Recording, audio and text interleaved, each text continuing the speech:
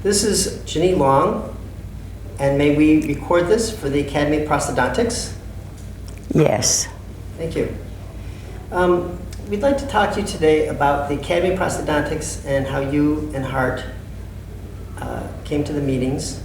But could you first tell me a little bit about where you live? And you live in Daytona Beach for how many years? We have lived in Daytona Beach 70 years.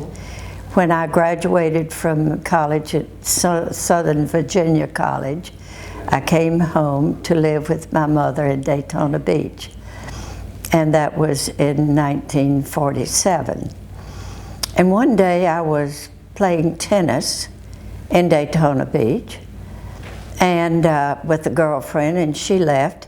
It was too hot. There was no AC in those days.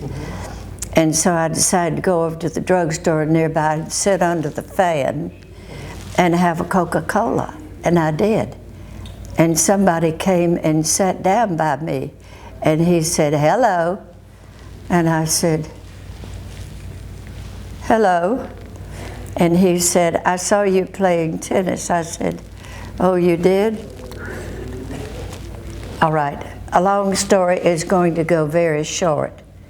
3 months later, we were married. And my mother said, "But you can't do that. You don't know each other." But we did know each other because he wanted to take me out every night for 3 months. So we married, and we've been married for 70 years. Go figure.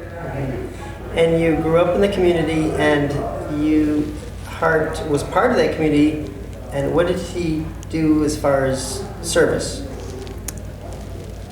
In World War II, he was on a hospital ship which was docked in Jacksonville. And one day he rented a car and drove around Florida. I want to practice in Florida when World War II is over. And he did, and he opened his office in Daytona Beach. And that is how we met each other. And he became mayor. And in those early years, in the 50s and 40s, there were some crooked politics going on. Everybody knew it, but nobody could seem to do anything about it. But when the World War II veterans came back from their service in the war, they looked at each other and said, "Look, we gave our lives for this country. Are we going to come here and just sit back and let them do these dishonest things that are ruining our community?" So the veterans got together and decided to do something about it. And they asked Hart to run for a city commissioner, which he did. He won. Later, became mayor. Wonderful. And tell me about your community service. Well, I'm a Christian, and in I don't know when it was, 40s, 48, 50, I read a book by Chuck Colson, who was President Nixon's right-hand man at that time. And he wrote a book about being in prison because he had done something dishonest in the White House. And he joined a prison ministry. And the book that he wrote about his time in prison was a bestseller all over the United States and beyond. So I got a book also like everybody else. And he became a prison fellowship beginner. He established it. And so I read the book, and I said, "Hart, read this book." He read it. He said, "That's good, isn't it?" I said, "I want to join prison ministry and help out people who are in prison." And so I did. and I've been in prison ministry for 60 years or more. Wonderful. And we have taken in prisons who have given their lives over to Jesus Christ, and they have no job, no place to go, no place to live, no friends. So we've taken in many of them. Now I understand you've been to many, many Academy meetings, Yes. and you really can't recall the first one, or maybe the earliest ones. Can you remember? I can't recall. You used to fly to the meetings, We used to fly. and Part was a pilot, Yes. and We had a single engine plane. you used to fly up until he was He gave it up only 8 years 8 ago. years ago. Okay. So he was flying, but the good thing is he gave it up. He didn't wait for somebody to have to come from the FAA and tell him you can't fly anymore. Now, when He did Part it. would come to the meetings, he'd always engage the younger members. Yes. Can you recall that?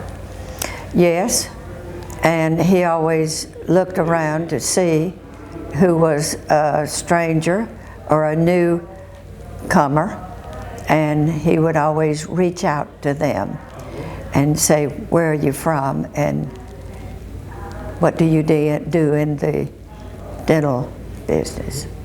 And you have many friends who are spouses of members, Yes, and you said it was your second family. that's right. That's right. Many, many years. And to encourage people who come to one of these meetings for the first time, we used to look and see, and if somebody came in the door and they looked apprehensive, and so Hart and I would go up and say, are you new here? Yes, we don't know anything about it. Come on over here, sit with us. And we would introduce them to other people. And one last question, what has the Academy meant to you? The Academy has meant family to me. Of all the dental groups we've been in, Florida Dental Association, Volusia County Dentists, this, that, and the other, and his school friends who went to dental school with him. Nothing has been quite like the Academy here, because it's like family. People know you, they look forward to seeing you, and the times that we gather are stated. We know about them before they come. We plan to get together. It is family, family. And we know each other. We know what we're putting up with in the dental business and what the patients are like. And it was fun to listen to the stories.